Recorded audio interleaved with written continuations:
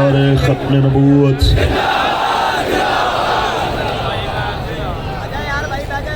میں کوئی لمبے چوڑے باز کے لیے کھڑا نہیں ہوا، بس میں اتنا کہنا چاہتا ہوں۔ قبلہ بابا جی علیہ رحمہ ایک بات فرمایا کرتے تھے کہ کفر تو ہے ہی، اسلام دشمن بات ان سے ہے جو 57 اسلامی ممالک جن کو بابا جی فرماتے تھے یہ 57 اسلامی مردے ہیں، جن کے پاس لڑنے کے لیے فوج بھی ہو، ہتھیار بھی ہو، بہترین قسم کی میزائل ٹیکنالوجی بھی ہو، اور وہ رسول اللہ کی عزت کے لیے کچھ کر نہ سکے، اور وہ تمام جو 40 یا 44 ممالک کی افواج جو ہمارے سابق چیف کے زیر قیادت ہیں، بات صرف اتنی ہے کہ وہ صرف یمن کے مظلوموں کو مارنے کے لیے ہیں یا کفر کو جواب دینے کے لیے بھی ہے؟ بات اتنی سی ہے، مرنا ایک دن ہے، بے غیرتی کی زندگی سے عزت کی موت 1000 درجے بہتر ہے۔ یہ میں نہیں کہہ رہا، علامہ محمد اقبال کہتے ہیں کہ اگر کوئی اس بات کو سمجھے تو میرے خیال میں مسلمان کو اب وہ تمام مداہنت سے باہر نکل کے میدان میں آ جانا چاہیے کہ فتویٰ ہے شیخ کا یہ زمانہ قلم کا ہے، دنیا میں اب رہی نہیں تلوار کارگر، لیکن جناب شیخ کو معلوم کیا نہیں، مسجد میں اب یہ واضح ہے بے سود و بے اثر، تیغو تفنگ دست مسلمان میں ہے کہاں، وہ بھی تو دل ہے موت کی لذت سے بے خبر، اور کافر کی موت سے بھی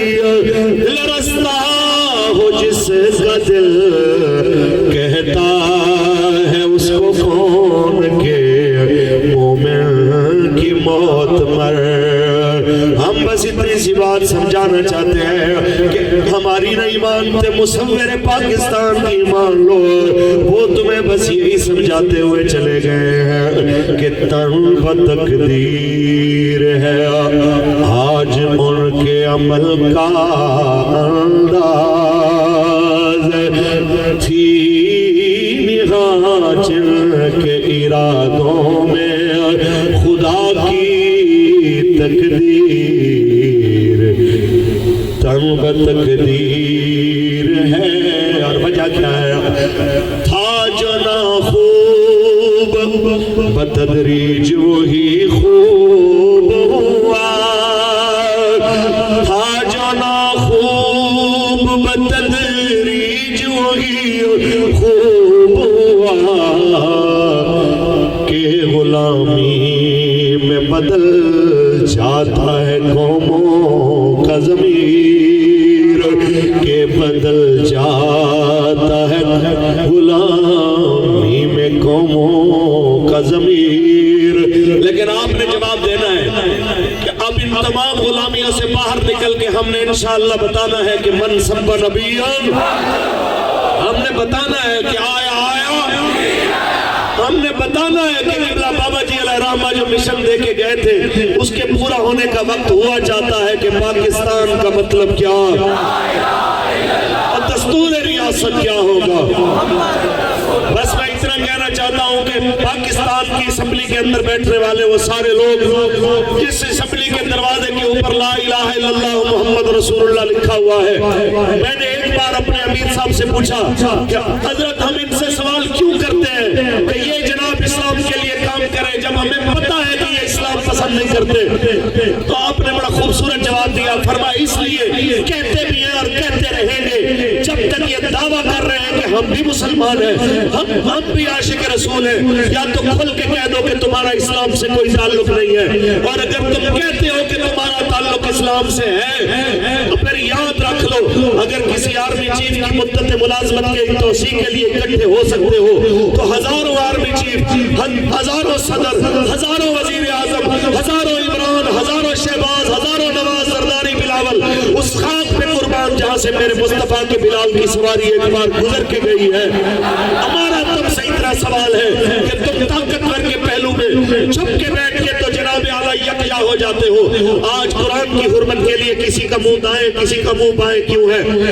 آج جواب دینے کا وقت ہے. غوری عبدالی شاہین ابابیل رکھنے والوں، غوری عبدالی کی غیرت کی بھی ضرورت ہے، ورنہ ہاتھ کے اندر یہ تمام چیزیں جتنی بھی موجود ہوں، کسی مخنث کے ہاتھ میں اگر کوئی بندوق دے بھی جائے جس کو کام ہی صرف تالیاں بجانا آتا ہو، وہ کبھی گولی نہیں چلا سکتے. گولیاں چلانے کے لیے محمد عربی کا فقیر، پھر کوئی ممتاز حسین قادری درکار ہوتا ہے جو وقت کے اوپر فیصلہ کرنے کا حامل بھی ہوتا ہے،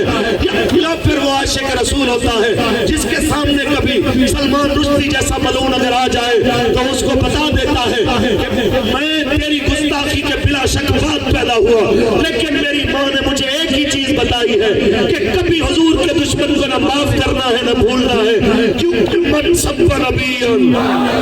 من سب نبیًا، یہ میرے مصطفیٰ کا فرمان ہے. جس نے فتح مکہ کے موقع پہ ایک کتیا کے بچوں کو تو پناہ دینے کا انتظام کر دیا تھا، لیکن اپنے گستاخ کے لیے غلاف کعبہ میں بھی فرمایا تھا اقتلوہ، تو قرآن کا گستاخ ہو یا صاحب قرآن کا گستاخ ہو، ہمارے لیے بس ایک ہی بات ہے جو حضور فرما کے گئے کہ من سب نبیًا تاجدار ختم.